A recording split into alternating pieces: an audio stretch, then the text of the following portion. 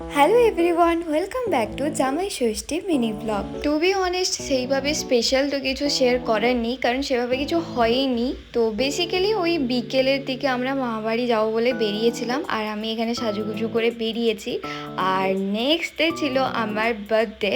তো এই হ্যাপা জার্নির মধ্যে সেইভাবে কোনো কিছু অ্যারেঞ্জমেন্ট ছিল না, ইভেন ঠিকও ছিল না যে জামাই ষষ্ঠীতে আদৌ আমরা যাবো কিনা। তো ওই আর কি, গেলে সকলের সঙ্গে মায়ের দেখা হবে, মাসিদের সঙ্গে দেখা হবে, আর আমি তো খেতে যাচ্ছিলাম, সেটা আলাদা ব্যাপার। আর পৌঁছতে না পৌঁছতে আমার তো মিষ্টি দিয়ে খাওয়া দাওয়া স্টার্ট হয়েই গেল। তো এরপর এসেছিলাম আমি একটু ছোট মাসির বাড়িতে, আর এদের এখানে এই ড্রাগন ফ্রুটের গাছে এত ফল ধরেছিল যে ধারণার বাইরে।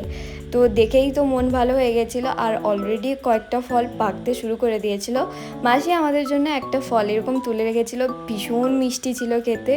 তো তারপর আর কি, একটু বিকেল সন্ধে অবধি বসে বসে ছাদে বাতাস খেলাম আর গল্প করলাম। আর গল্প আড্ডা দেওয়ার পর চলে এলাম মামা বাড়িতে ডিনার করার জন্য। আহামরি কোনো সেরকম ব্যবস্থা নেই, হয়েছিল সাদা ভাত, দেশি মুরগির ঝোল আর লেবু। অপূর্ব খেতে হয়েছিল, আর আমার বোন যায়নি বলে তো আমি মন ভরে খেয়েছি। অ্যান্ড তারপরে আমরা ওই দিন রাত্রেবেলায় বাড়ি ফিরে এসেছিলাম। তো ব্লগটা এতটুকুই, দেখা হবে নেক্সট ভিডিওতে।